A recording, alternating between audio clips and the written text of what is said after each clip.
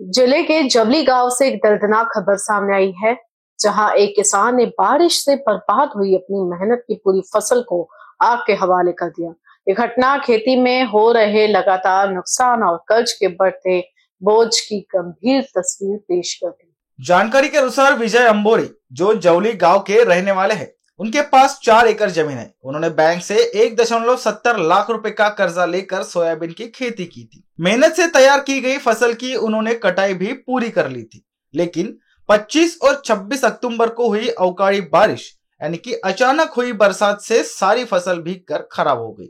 फसल पूरी तरह सड़ जाने के बाद विजय अंबोरी मानसिक रूप से टूट गए और हताश होकर उन्होंने पूरी सोयाबीन की ढेरी को आग लगा दी। घटना से पूरे गांव में दुख और चिंता का माहौल है। स्थानीय किसानों ने सरकार से मांग की है कि ऐसे प्रभावित किसानों को तुरंत आर्थिक सहायता और मुआवजा दिया जाए, ताकि वे फिर से खेती के लिए खड़े हो सके। तुम्ही ढीग पेटवला?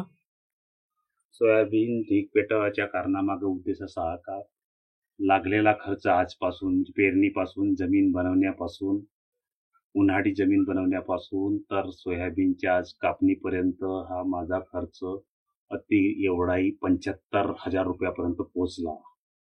आणि नंतर आता सोयाबीनचा ढग लावायचा आणि मशीनवाल्याचा त्याचा याचा पुन्हा उर्वरित खर्च हा 11,000चा होता।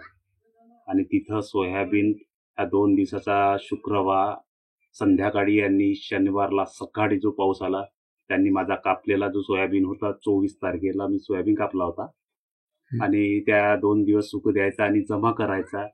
तर मी 28 तारखेला जमा करायला गेलो तो खराब होऊन होता।